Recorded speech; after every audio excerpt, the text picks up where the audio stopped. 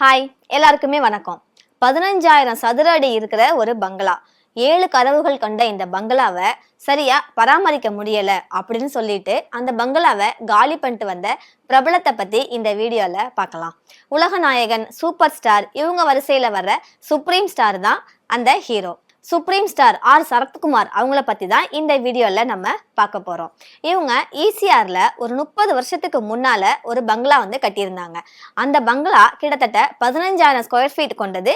அதோட இல்லாம 7 கதவுகள் இருக்கு. இந்த பங்களாவை மெயின்டைன் பண்றதுக்கு கிட்டத்தட்ட 15 வேலையாட்கள் கிட்ட அவங்க வந்து வச்சுட்டு இருக்கிறாங்களாம்.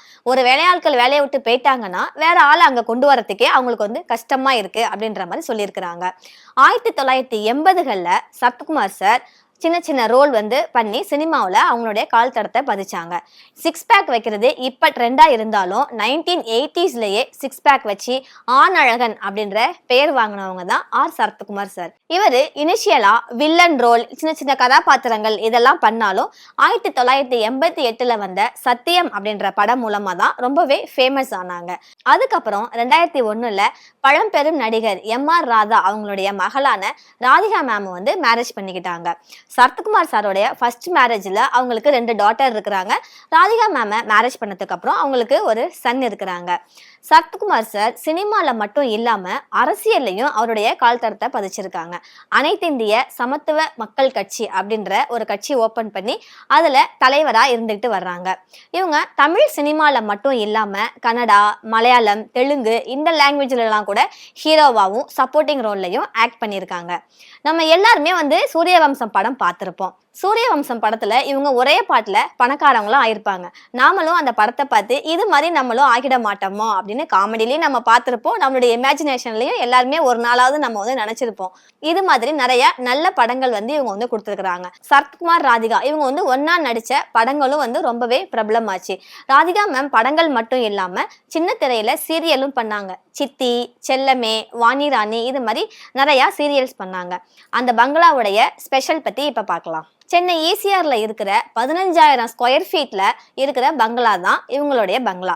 30 வருஷத்துக்கு முன்னால அவங்க பார்த்து கட்டின வீடு அது. 3D டிசைன் இதெல்லாம் அவங்களே வந்து கொடுத்துருக்குறாங்க. இந்த பங்களால ஒரு மீட்டிங் ரூமும் அவங்க வச்சிருக்கிறாங்க.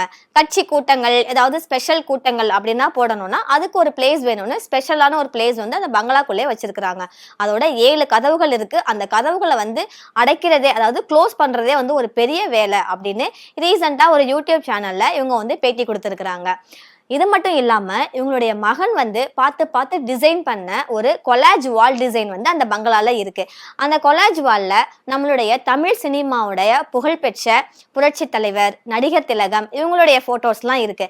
அது மட்டும் இல்லாம இன்டர்நேஷனல் லெவல்ல பிரபலமான Roger Moore, Errol Flynn, Jackie Chan இவங்களுடைய போட்டோஸும் வந்து அந்த வால்ல வந்து இடம்பெற்றிருக்கு அப்படின்னு சொல்றாங்க. ரீசெண்டா வந்த 3 BHK படத்துல சரத்குமார் சார் வந்து ஆக்ட் பண்ணியிருந்தாங்க. அவங்களுடைய தேவயானி மேம், சித்தார்த் இவங்கெல்லாம் ஆக்ட் பண்ணியிருந்தாங்க. இந்த படம் வந்து ரொம்பவே நல்லா இருந்துச்சு. அதாவது நமக்குன்னு ஒரு சொந்த வீடு வேணும் அப்படின்ற ஒரு கான்செப்டை வச்சு இந்த படம் வந்து இருந்துச்சு. இந்த படம் எல்லாருமே வந்து ரசிச்சிருந்தாங்க.